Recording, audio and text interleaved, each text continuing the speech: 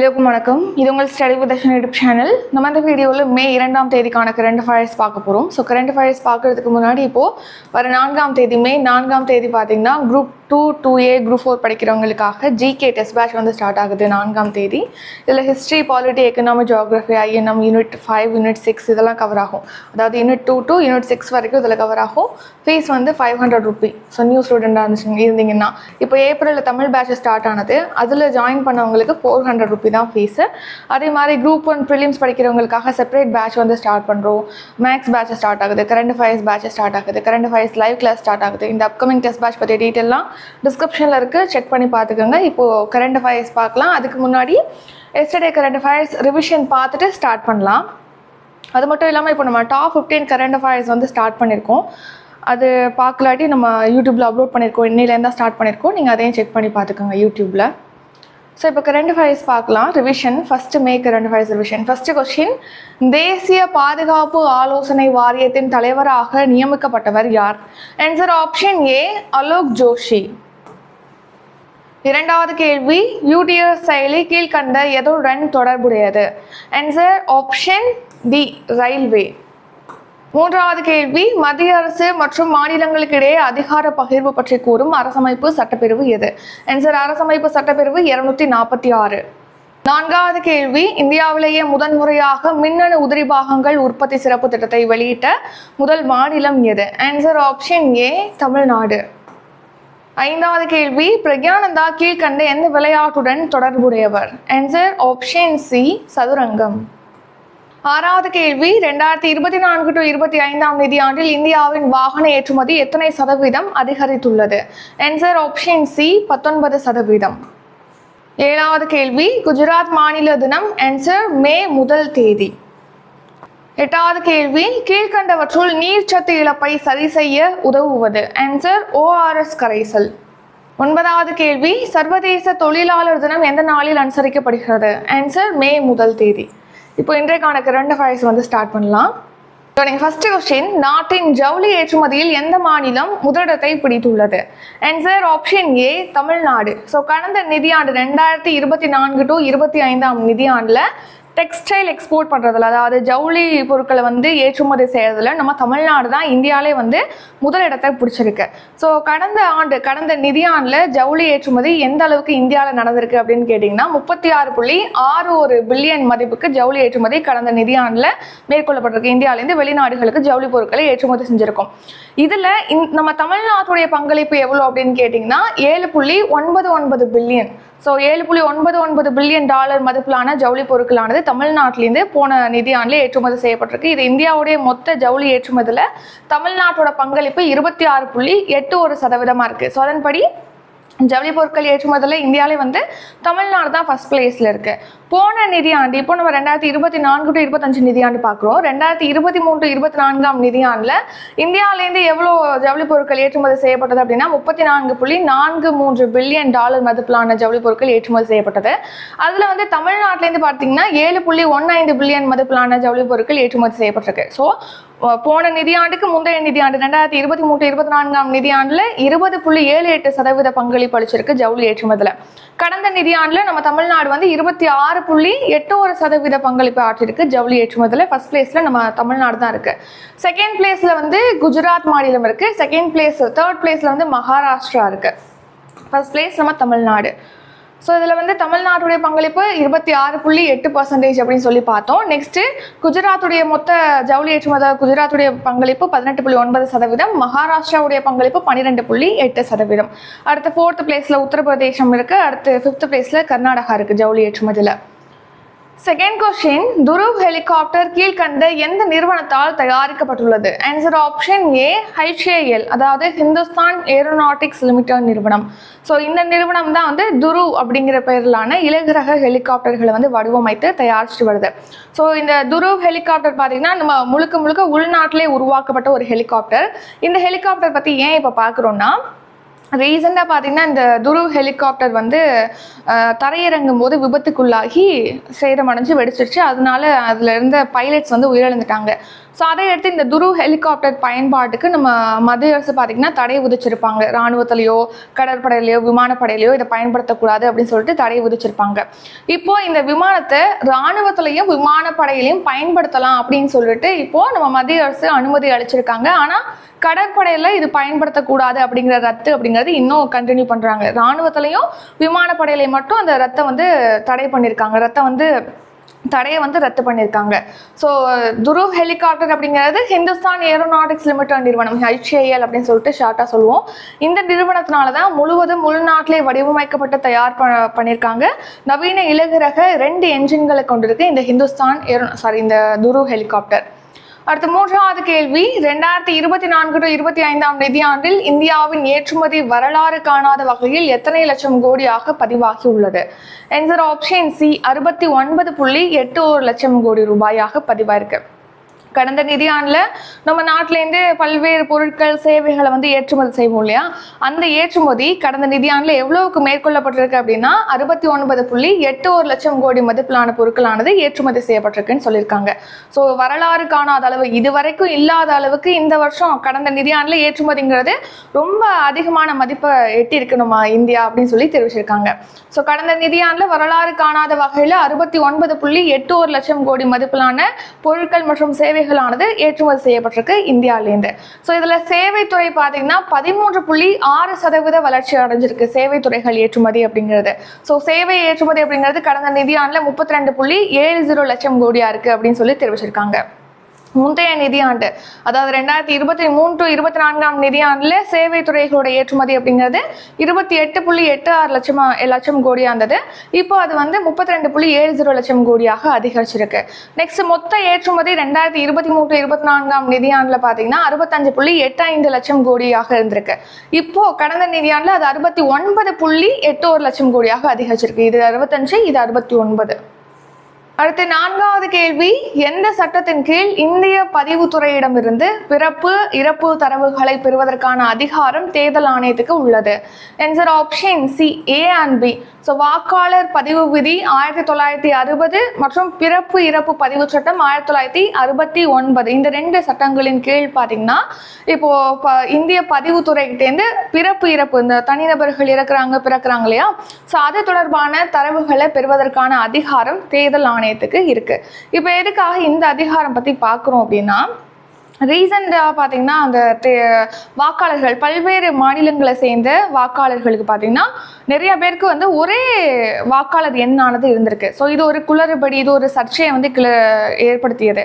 So அதை அடுத்து இந்த குளறுபடியை நீக்கணும் அப்படிங்கிறதுக்காக வாக்காளர் பட்டியலில் உள்ள இந்த குளறுபடியை நீக்குவதற்காக இந்திய தேர்தல் ஆணையம் பார்த்தீங்கன்னா இந்திய பதிவாளர் இயக்குநரகத்திலிருந்து இந்த பிறப்பு இறப்பு தொடர்பான தகவல்களை மின்னணு வடிவில் பெறுவதற்கான நடவடிக்கைகளை ஏற்படுத்திட்டு வருது தேர்தல் ஆணையம்.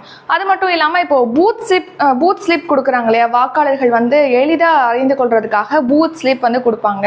அதில் வாக்காளர்களுடைய தகவல்கள் இருக்கும். இப்போ அந்த பூத் ஸ்லிப்போடைய வடிவமைப்பை மாற்றப் போவதாகவும் அதுக்கான நடவடிக்கையும் தேர்தல் ஆணையம் எடுப்பதாக தெரிவிச்சிருக்காங்க. நெக்ஸ்ட், வாக்காளர் அடையாள அட்டையோட ஆதார் எண்ணை இணைக்கிறதுக்கான பணிகளையும் தேர்தல் ஆணையம் மேற்கொண்டு வருது. இப்போ உங்களுக்கான கொஸ்டின், இந்த தேர்தல் ஆணையத்துடைய தலைமை தேர்தல் ஆணையராக யார் இருக்காங்க? இதுக்கான ஆன்சரை கமெண்ட் பண்ணிருங்க. இது உங்களுக்கான கொஸ்டின்.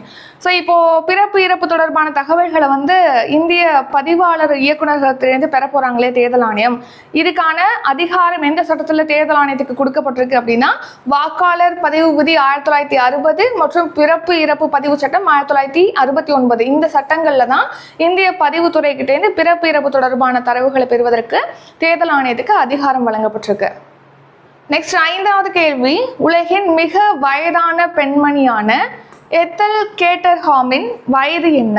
ஆன்சர் 115. ஸோ இப்போ பிரிட்டன் நாட்டை சேர்ந்த எத்தல் கேட்டர்ஹாம் தான் இப்போ உலகின் வயதான நபராக அறிவிக்கப்பட்டிருக்காங்க. இவங்களுடைய வயது 115. இதுக்கு முன்னாடி பார்த்தீங்கன்னா உலகின் வயதான நபராக யார் இருந்தாங்கன்னா பிரேசில் நாட்டை சேர்ந்த இனா கனாவரோ லுகாஸ் என்பவங்க தான் வயதான நபராக இருந்தாங்க 116 வயதில். அவங்க சமீபத்தில் காலமாயிட்டாங்க. ஸோ அதை எடுத்து இப்போ கரண்ட்லி வயதான நபராக பிரிட்டனை சேர்ந்த எத்தல் கேட்டர்ஹாம், இவங்களுடைய வயது 115, இவங்களை அறிவிச்சிருக்காங்க அமெரிக்காவை சேர்ந்த ஜெரோண்டாலஜிக்கல் ஆய்வு அமைப்பு.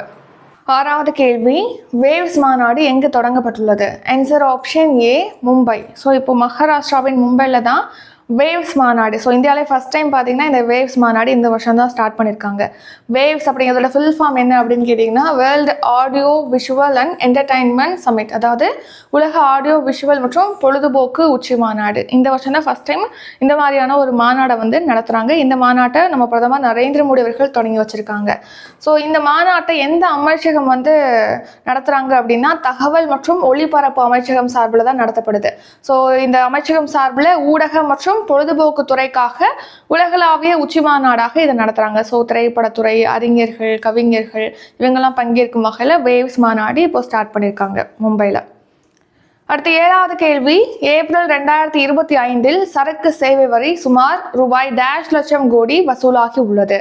ஆன்சர் ஆப்ஷன் பி, 2.37 லட்சம் கோடி. ஸோ இதுவரைக்கும் இல்லாத அளவுக்கு இந்த போன மாதம் ஏப்ரலில் பார்த்தீங்கன்னா ஜிஎஸ்டி வந்து அதிகமாக வசூலாயிருக்கு. மாதாந்திர ஜிஎஸ்டி வந்து 2.37 லட்சம் கோடியாக வசூலாயிருக்கு. இதுக்கு முன்னாடி எப்போ வந்து அதிகமான ஜிஎஸ்டி மாதாந்திர ஜிஎஸ்டி வசூலிக்கப்பட்டதுன்னா போன வருஷம் ஏப்ரலில் வந்து வசூலானது 2.10 லட்சம் கோடி.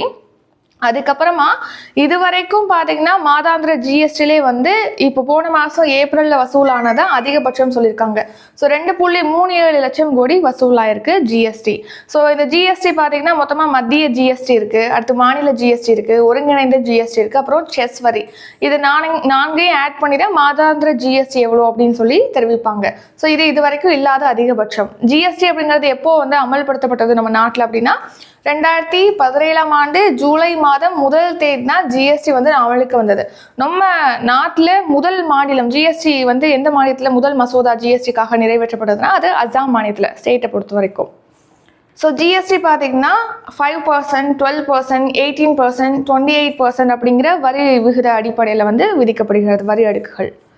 ஸோ எட்டாவது கேள்வி, சாத்விக் சாய்ராஜ் கீழ்கண்ட எந்த விளையாட்டுடன் தொடர்புடையவர்? ஆன்சர் ஆப்ஷன் ஏ, பேட்மிண்டன்.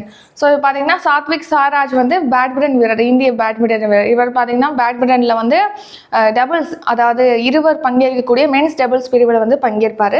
இந்த சாத்விக் சாய்ராஜ், ரங்கி ரெட்டி மற்றும் சிராக் ஷெட்டி இவங்க 2 பேர் இணைக்கும் பார்த்தீங்கன்னா இவங்க 2 பேருக்கும் இப்போது கேல் ரத்னா விருதானது அறிவிச்சிருப்பாங்க. 2023 ஆண்டுக்கான தேசிய விளையாட்டு விருதுகளில் அந்த விருது வந்து குடியரசுத் தலைவரால் வழங்கப்பட்டது.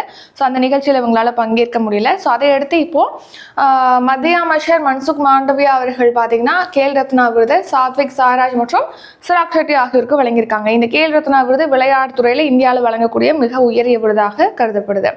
ஸோ 2023 ஆண்டுக்கான கேல் ரத்னா விருதானது வழங்கப்பட்டிருக்கு. நெக்ஸ்ட் 9வது கேள்வி, உக்ரைனின் கனிம வளங்களை தோண்டி எடுக்கும் உரிமையை எந்த நாடு பெறுகிறது? Answer option C, America. So உங்களுக்கு தெரியும் ரஷ்யா வந்து உக்ரைன் மீது கடந்த 2022 பிப்ரவரி மாதம் போரை வந்து தொடுத்தது. ஸோ அது இன்னும் போர் போயிட்டுருக்குன்னு நமக்கு தெரியும். ஸோ இந்த போரில் பார்த்தீங்கன்னா அமெரிக்கா வந்து உக்ரைனுக்கு இந்த இராணுவ தளவாடங்கள் உள்ளிட்ட நிறையா உதவிகளை வந்து வழங்கியிருக்கு. ஸோ அந்த உதவிகளுக்கு ஈடுகட்டும் வகையில் பார்த்தீங்கன்னா உக்ரைனுடைய கனிம வளங்களை தோண்டி எடுக்கும் உரிமையை அமெரிக்காவுக்கு வழங்கணும் அப்படின்னு சொல்லிட்டு அமெரிக்காவுடைய அதிபர் டொனால்ட் ட்ரம்ப் வந்து கேட்டிருப்பாரு. ஸோ அதை எடுத்து உக்ரைனுடைய கனிம வளங்களை தோண்டி எடுப்பதற்கான அதிகாரத்தை அமெரிக்காவுக்கு வழங்கும் வகையில் ஒரு ஒப்பந்தமானது அமெரிக்காவுக்கும் உக்ரைனுக்கும் இடையே கையொப்பமாயிருக்கு. ஸோ உக்ரைன் போர் எப்போ ஸ்டார்ட் ஆனது? போன 2022 பிப்ரவரி மாதம். ஸோ ரஷ்யாவுக்கு எதிரான போரில் வந்து அமெரிக்கா ஹெல்ப் பண்ணனால அதுக்கு ஈடுகட்டும் வகையில் கனிம வளங்களை தோண்டி எடுப்பதற்கான அதிகாரத்தை அமெரிக்காவுக்கு வழங்குவதற்காக ஒப்பந்தமானது இப்போ கையொப்பமாயிருக்கு. நெக்ஸ்ட் 10வது கேள்வி, உலக நோய் தடுப்பு வாரம் எந்த நாளில் அனுசரிக்கப்படுகிறது? Answer option A, 24 to 30 April. So April 24 30 தேதி வரைக்கும் இந்த உலக நோய் தடுப்பு வாரம், அதாவது வேர்ல்டு இம்யூனைசேஷன் வீக் ஆனது அனுசரிக்கப்படுகிறது. இந்த வருஷம் தீம் என்ன அப்படின்னா immunisation for all is humanly possible அப்படிங்கிறது. அதாவது நோய் தடுப்பு அப்படிங்கிறது, அனைவருக்குமான நோய் தடுப்பு அப்படிங்கிறது மனிதனால் சாத்தியமான ஒன்று தான் அப்படிங்கிறது தான் இந்த வருஷம் தீம். ஸோ இந்த இம்யூனைசேஷன் வீக், அதாவது நோய் தடுப்பு வாரம் அப்படிங்கிறது எதுக்காக அனுசரிக்கப்படுது அப்படின்னா அனைத்து விதமான நோய்களுக்கும் நம்ம தடுப்பூசி செலுத்துவது குறித்த விழிப்புணர்வை மக்கள்கிட்ட ஏற்படுத்துறதுக்காக, தடுப்பூசி செலுத்தின நோய்களை வந்து கட்டுப்படுத்த முடியும் அப்படிங்கிற விழிப்புணர்வை ஏற்படுத்துறதுக்காக இந்த நோய் தடுப்பு வாரம் ஒவ்வொரு வருடமும் அனுசரிக்கப்படுகிறது. ஸோ சமீபத்தில் பார்த்தீங்கன்னா நம்ம சுகாதாரத்துறை அமைச்சர் ஜெகத் பிரகாஷ் நட்டா, அதாவது ஜேபி நட்டா அவர்கள் வந்து தேசிய பூஜ்ய தட்டம்மை ரூபெல்லா ஒழிப்பு பிரச்சாரம் 2025 to 26 வந்து தொடங்கி வச்சிருக்காரு. ஸோ எதுக்காக அப்படின்னா இந்த தட்டம்மையும் ரூபெல்லாவையும் தடுப்பூசி மூலமா, தீவிர தடுப்பூசி நடவடிக்கைகள் மூலமா 2026 ஆண்டுக்குள்ள இந்த 2 நோய்களை வந்து ஒழிக்கணும் அப்படிங்கிறதுக்காக தான் இந்த ஒரு பிரச்சாரத்தை வந்து இப்போ ஜேபி நட்டா தொடங்கி வச்சிருக்காங்க. Next short news. இந்தியாவுக்கு பார்த்தீங்கன்னா 1108 கோடியில் ராணுவ உபகரணங்களை வழங்குறதுக்கு அமெரிக்கா ஒப்புதல் அளிச்சிருக்கு. அடுத்து விவசாயிகள், ஊரக தொழிலாளர்களுடைய பணவீக்கம் பார்த்தீங்கன்னா மார்ச் மாதத்தில் 3.76%, அப்புறம் 3.86% சரிஞ்சிருக்கு அப்படின்னு சொல்லிட்டு தெரிவிச்சிருக்காங்க. விவசாயிகளுக்கான பணவீக்கம் வந்து 3.73, ஊரக தொழிலாளர்களுக்கான பணவீக்கம் 3.86% அப்படிங்கிற அளவுக்கு சரிஞ்சிருக்குன்னு சொல்லியிருக்காங்க. அடுத்து அமெரிக்காவுடைய தேசிய பாதுகாப்பு ஆலோசகராக இருக்கக்கூடிய மைக் வால்ஸ் பார்த்தீங்கன்னா இப்போ அந்த பொறுப்புலேருந்து அகற்றப்படுவதாக தெரிவிச்சிருக்காங்க. அடுத்து தாஜ்மஹாலை சுற்றி ஒரு 5 கிலோமீட்டருக்கு வந்து மரங்களை வெட்டக்கூடாது அப்படின்னு உச்சநீதிமன்றம் தீர்ப்பளிச்சிருக்காங்க. சமூக நீதியை நிலைநாட்டுவதற்காக 1977 ஜனதா கட்சி தலைமையில் பார்த்தீங்கன்னா மண்டல் ஆணையம் அப்படிங்கிறது அமைக்கப்பட்டிருக்கு. அடுத்து மன்மோகன் சிங் அவர்கள் பிரதமராக இருந்தபோது 2010 ஆண்டுல சமூக பொருளாதார ஜாதிவாரி கணக்கெடுப்பானது தொடங்கப்பட்டு 2016 அது முடிக்கப்பட்டது அப்படின்னு சொல்லி தெரிவிச்சிருக்காங்க. இப்போ மக்கள் தொகையோட ஜாதிவாரி கணக்கெடுப்பும் நடத்தப்படும் சொல்லிட்டு ரீசெண்டாக தான் பிரதமர் மோடி அவர்கள் வந்து அறிவிச்சிருக்காங்க. அடுத்து இந்தியாவிலேருந்து ஏற்றுமதி செய்யப்படக்கூடிய புழுங்கல் அரிசி, அப்புறம் உமி நீக்கப்பட்ட சில வகையான அரிசி வகைகளுக்கு பார்த்தீங்கன்னா ஏற்றுமதி வரி 20% ஏற்றுமதி வரியானது விதிக்கப்படும் சொல்லிட்டு இப்போ மத்திய அரசு உத்தரவு பிறப்பிச்சிருக்காங்க. அடுத்து இது பார்த்தாச்சு. நெக்ஸ்ட் வந்து ரிவிஷன் பார்க்கலாம். இன்றைக்கான current affairs revision.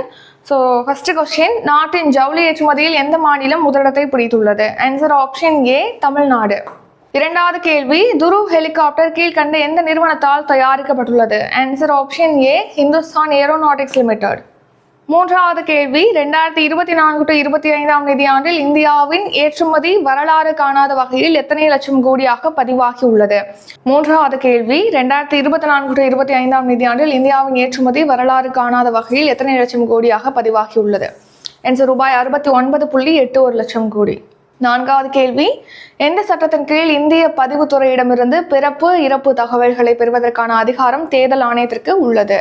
Answer option C, A and B. வாக்காளர் பதிவு விதி 1960, பிறப்பு இறப்பு பதிவு சட்டம் 1969. ஐந்தாவது கேள்வி, உலகின் மிக வயதான பெண்மணியான எத்தல் கேட்டர்ஹாமின் வயது என்ன? ஆன்சர் 115. ஆறாவது கேள்வி, வேவ்ஸ் மாநாடு எங்கு தொடங்கப்பட்டுள்ளது? ஆன்சர் ஆப்ஷன் ஏ, மும்பை. ஏழாவது கேள்வி, ஏப்ரல் 2025 சரக்கு சேவை வரி சுமார் ரூபாய் லட்சம் கோடி வசூலாகி உள்ளது. ஆன்சர் ஆப்ஷன் பி, 2.37 லட்சம் கோடி. எட்டாவது கேள்வி, சாத்விக் சாய்ராஜ் கீழ்கண்ட எந்த விளையாட்டுடன் தொடர்புடையவர்? ஆன்சர் ஆப்ஷன் ஏ, பேட்மிண்டன் வீரர். ஒன்பதாவது கேள்வி, உக்ரைனின் கனிம வளங்களை தோண்டி எடுக்கும் உரிமையை எந்த நாடு பெறுகிறது? Answer option C, America. 10வது கேள்வி, உலக நோய் தடுப்பு வாரம் எந்த நாளில் அனுசரிக்கப்படுகிறது? ஆன்சர் ஏப்ரல் 24 முதல் 30 வரை. இத்துடன் இன்றைக்கான கரண்ட் அஃபேர்ஸ் வீடியோ நிறைவடைகிறது. இந்த வீடியோ உங்களுக்கு பிடிச்சிருந்தா லைக் பண்ணுங்க, ஷேர் பண்ணுங்க. நம்ம சேனலை நீங்கள் இன்னும் சப்ஸ்கிரைப் பண்ணலன்னா மறக்காம சப்ஸ்கிரைப் பண்ணிக்கோங்க. நன்றி, வணக்கம்.